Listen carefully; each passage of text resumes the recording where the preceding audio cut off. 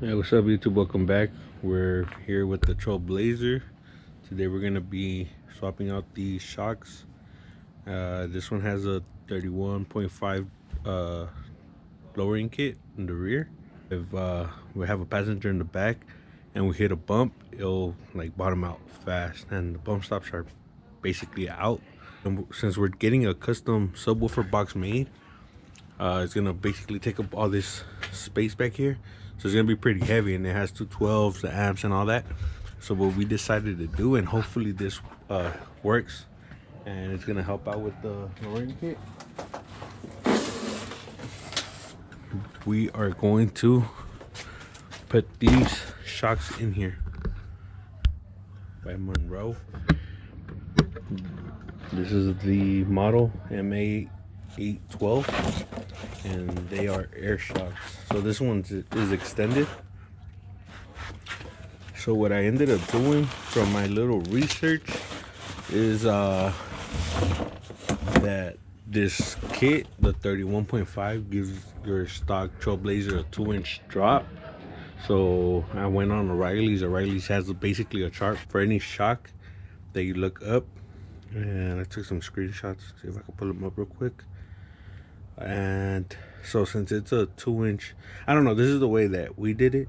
Since it's a 2-inch drop, basically I subtracted 2 inches from the stock shock, and yeah, I think this is the measurement. So the stock height measures 23/116, basically 23 inches, and compressed it's 14 inches and 3/4.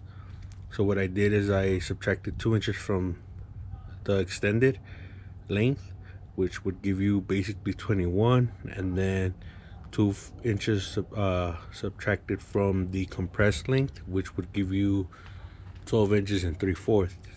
So now these shocks, MA812, they are 20 inches and 3/4 extended, and the compressed length is what it should be. So I'm hoping it will work. I'm not sure. We'll install them, and then we'll give you a review once we get the subwoofer box in here and everything. And another thing that I wanted to tell you guys is, so on this side it has this air valve for the stock compressor and all that. So we want to use that for the air valve for the shocks. So what we're gonna do right now is remove these the shocks that go with this lowering kit, and we're gonna throw those shocks on. We'll give you guys a comparison as well on extended length and hopefully compressed. Compressed is gonna be a little bit more difficult because we have to hold the shock down. So let me get underneath. I'm gonna jack up the car and put it on jack stands real quick, and then I'll get underneath and remove the shocks. I removed the shock, and this is a side-by-side. I don't know how well you guys can see it, but it is almost exactly the same. If not, it is exactly the same length. I don't know if you guys can see the mounting bolt holes, and then compressed. See if I can show you guys.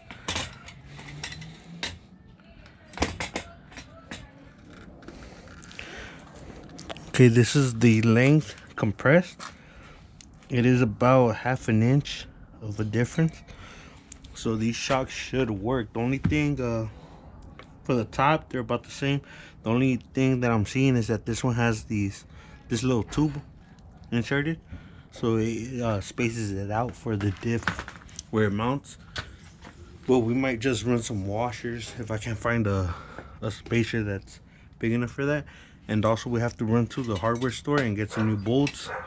If you guys seen on the first video when we removed the helper bags, I installed this grade 8 bolt, and it was kind of working, but right now when I removed it, it was completely loose. Like, this bolt was just in there. I'm either gonna try to get some new stock shock bolts, or get some bigger grade 8 bolts that actually fit good. So once we figure the bolts out, I'll put you guys back on so we can mount the shocks.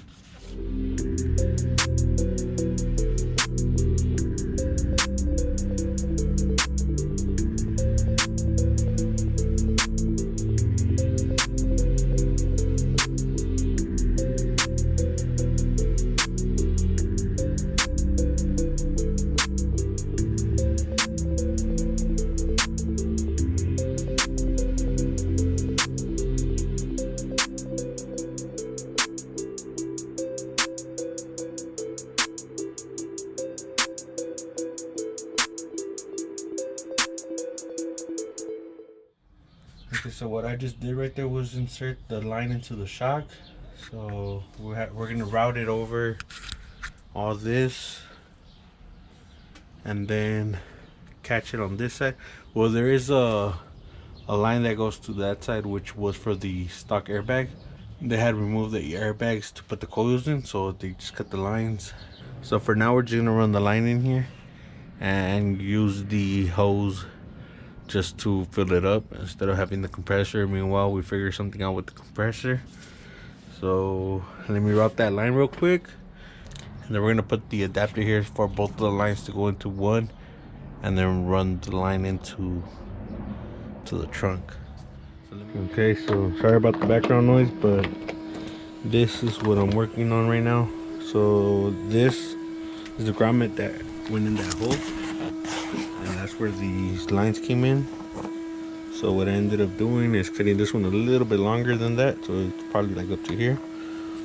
So I'm gonna route it through here, and I don't know if I'm gonna leave the switch on there. I think I am. So I'm just gonna leave the switch. I'm gonna remove this rubber hose. This is the one I think that, I don't know, got the air for the pump. So then all this is gonna go back in there once I remove this and this. And then I'll probably put some tape right here. Well, yeah, I am gonna put some tape right here, and then put them back in. Oh, and I ended up putting some of this braided thing on there, and then heat shrunk it to the tube just to make it look nicer and protect it a little more. So let me do this, and then I'll put it back in. Then I'll show you everything. I basically put the splitter up there. Once it's all routed, I'll show you guys. Okay, so this is what I ended up doing. I left the switch in there because you basically have to remove all the pins to pull it out. I want to do that, but and also I just wanted to leave it in there just in case I get this compressor to work. It would work if you're able to reduce these lines to the shock lines. And like I said, the only reason I'm not doing it right now is because I wouldn't know how much PSI the shocks would have. So if I figure that out, I'll throw this back on, and then all I have to do is remove these zip ties and put the plug into the compressor. But for now, this is what's gonna go back in here. All right, so this is what I've done so far. This is where my line comes in from the trunk, goes into that T right here. I just zip tie the T to the existing harness that went to the pump. And then this goes to the passenger side. And then the driver's side goes over this, behind all this. I try to zip tie it to this harness to keep it away from the exhaust heat. And it goes all across. Goes into the fitting right there, the T. And then, yeah, that's basically it. So, so now all I gotta do is clean up. And I still have all these pieces left over to give you like some things to cap off the line. Some more of these little caps, some extra O-rings, and these little clips to hold the line in place if you want to drill some holes or something. So that is it for this install. I'm pretty sure these shocks are gonna work. I don't see why they wouldn't. We're working on the Camaro right now, so that's blocking the Trailblazer, but as soon as we get the Camaro done, we're gonna air these shocks up. We're gonna put some people in the back seat, and we're also gonna put some people in here in the trunk and just go around the block, see if this solved our issue with the Blazer bottoming out. And these shocks I think are rated for like 1,100 pounds, so I think it should be plenty. And the instructions do say that these shocks should only be maxed out at 150 psi. Minimum should be 20 psi, so keep an eye on that. And once again, like, comment, subscribe, follow us on Instagram at @Yonke_OXE Films. I'll leave that in the description down below, and we'll catch you in the next one.